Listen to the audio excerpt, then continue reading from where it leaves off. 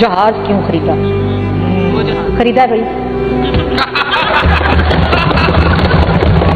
ہم سے پوچھ رہے ہیں جہاز کیوں خریدا؟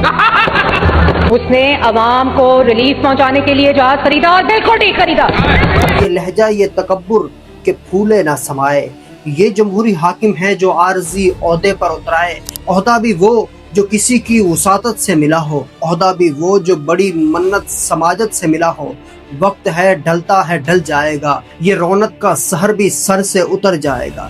یہ جہاز کیوں خریدا، یہ سوال جمہوری تھا، برحق تھا۔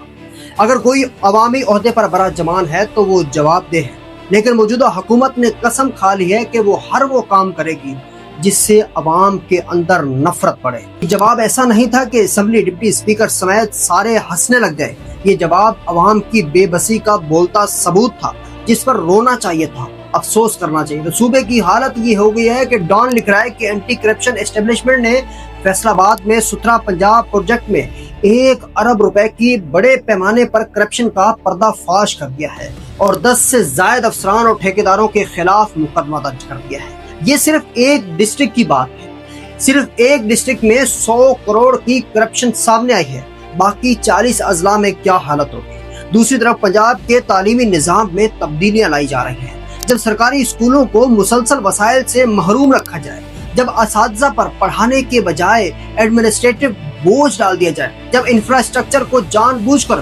کمزور چھوڑ دیا جائے اور پھر انہی کمزوریوں کو بنیاد بنا کر کہا جائے کہ سرکاری نظام ناکام ہو چکا ہے، سوچنے کی بات یہ ہے کہ کیا یہ ناکامی واقعی اتفاقیہ ہے یا ایک منظم حکمت عملی ہے۔ پرائیویٹائزیشن کا راستہ اکثر ایسا ہی ہموار کیا جاتا ہے۔ پہلے عوامی اداروں کو کمزور کرو، پھر انہیں انیفیشینٹ ثابت کرو اور آخر میں پرائیویٹ سیکٹر کو سولوشن بنا کر پیش کرو۔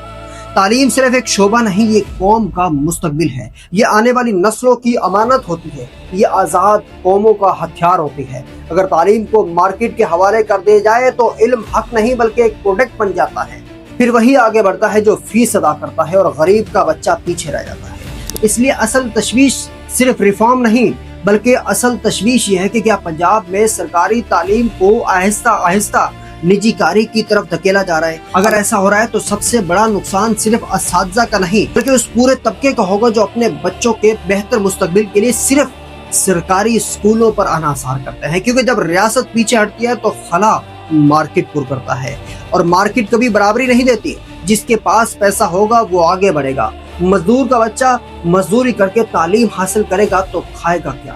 ایک طرف پنجاب کی یہ حالت ہو گئی ہے اور دوسری طرف مریم اورنگزیب کا جو سوال کا جواب تھا ایک متکبرانہ انداز میں۔ لگتا یہ ہے کہ اسٹیٹ صرف اوپر تک رہ گئی ہے، مسائل نیچے آ گئے ہیں۔ اللہ نگہبان۔